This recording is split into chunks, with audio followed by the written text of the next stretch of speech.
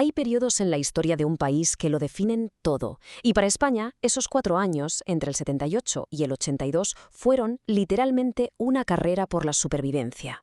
Vamos a ver cómo una democracia recién nacida no solo aprendía a caminar, sino que luchaba con todas sus fuerzas para no despeñarse al primer tropiezo. Y esta es la gran pregunta, ¿no? ¿Qué pasa cuando tu primer examen como democracia es básicamente un combate a vida o muerte? Porque, ojo, la historia de estos años no es tanto una de grandes ideales como de pura y dura supervivencia. El fracaso no era una opción, significaba, sin más, volver a la oscuridad. Así que empecemos por el principio de todo. ¿Cómo se crea un libro de reglas, unas normas de juego comunes para un país que acaba de salir de 40 años de dictadura? Pues ese era el desafío. Pues fijaos, el proceso fue muy metódico, pero sobre todo, y esto es clave, fue colaborativo. Se montó una comisión con representantes de, todo el espectro político. Estaba la UCD de centro, claro, pero también el PSOE y el Partido Comunista a la izquierda, Alianza Popular a la derecha, e incluso las minorías catalana y vasca. La idea era clarísima, aquí no se podía quedar nadie fuera. El pacto tenía que ser de todos. Y una vez aprobado en las Cortes, la última palabra, la definitiva, la tenía la gente. Y la respuesta fue sencillamente abrumadora. Un 87%, casi 9 de cada 10 votantes le dieron el sí a la nueva Constitución. Esto no era un simple trámite político, ¿eh? Esto era un mandato popular masivo. Era el país entero gritando que estaba más que listo para la democracia.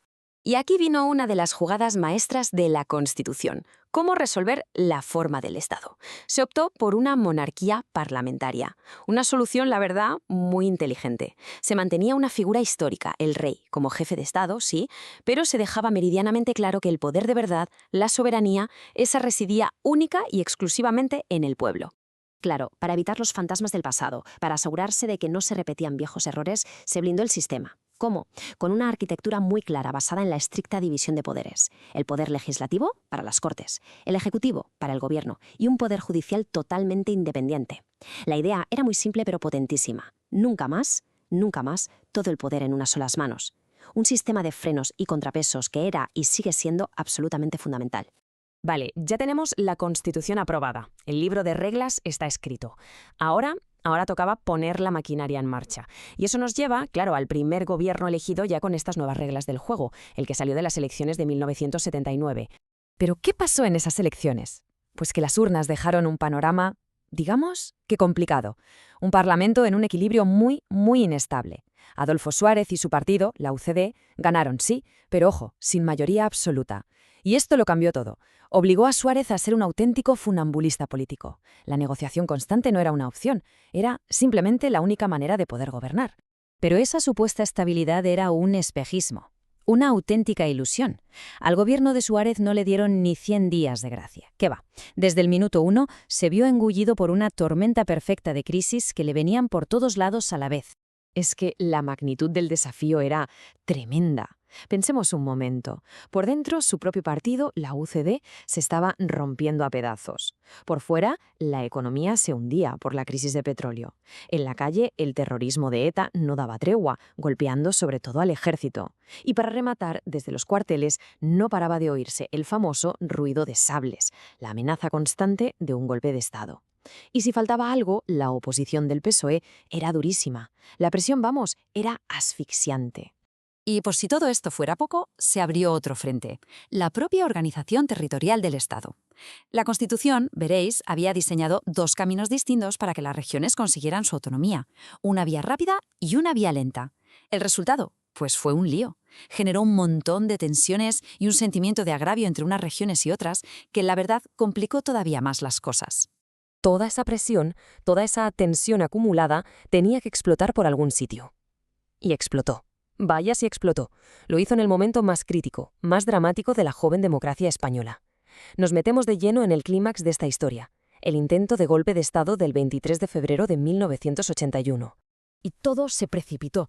Sucedió rapidísimo. Suárez acababa de dimitir. El Congreso estaba votando a su sucesor, Calvo Sotelo, cuando de repente irrumpe a tiros el coronel Tejero. ¡Quieto todo el mundo!